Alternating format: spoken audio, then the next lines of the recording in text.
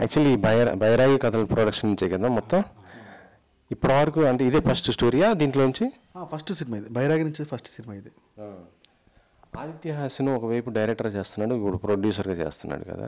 Producer first చేస్తున్నప్పుడు budget చాలా కంట్రోల్లో ఉండాలి, చిన్న సినిమా ఇది అనేది ఉంటుంది, హిట్ కొట్టాలని ఒక ఆశ ఉంటుంది. ఇవన్నీ పెట్టుకొని మీతో చేయిస్తున్నప్పుడు అసలు యాక్చువల్లీ ఈ సినిమాకి అయినటువంటి బడ్జెట్ ఎంత వాస్తవానికి?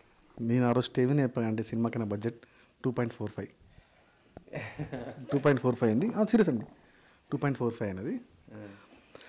సో కంట్రోల్ అంటే ఏం లేదండి, లైక్ ఆదిత్య అన్న యాజ్ ఎ డైరెక్టర్గా ఉన్నాడు కాబట్టి, so as a director point of వ్యూలో ఆలోచిస్తాడు. సో ఈ రోజు కూడా మాకు ఈరోజు ఇంత బడ్జెట్ కంట్రోల్ చేయాలి, ఇది చేయాలని ఈరోజు మాకు ఎటువంటి లేదు.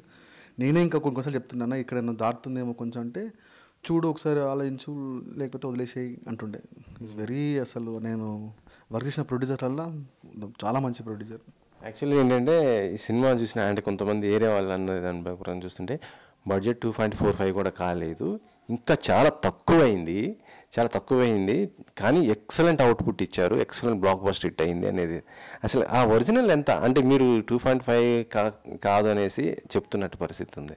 లేదండి, ఆ బడ్జెట్ అయితే అయింది అంత, అంటే అంత తక్కువలో మనం ఎక్కడ దేని విషయంలో కంప్లైంట్ అంటే డేస్ ఎక్కువ అయింది. యాక్చువల్లీ 32 డేస్లో షూట్ చేసినామని తక్కువ అనుకుంటారు, కానీ అది sufficient end of dates. So ఆ డేస్కి ఆ బడ్జెట్ అయితే అవుతుందండి కంపల్సరీ. మనం ఎక్కడ స్పేస్ లేదు తక్కువ చేసి దాన్ని ఏమన్నా మేనేజ్ చేసి చూసుకునే స్పేస్ అసలు ఎక్కడ లేకుండే. అంటే బయట ఇచ్చే టాక్ ఏంటంటే 75 నుంచి 90 దాకా అయింది, 90 lakhs దాకా అయింది.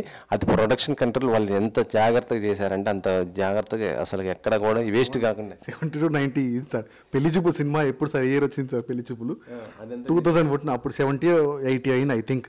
అది యాక్చువల్లీ చెప్పాలంటే అది 50 లోపే చేశారు. అది తర్వాత దాన్ని అది వెరీ బ్రిటిష్ 2.4 అయినది.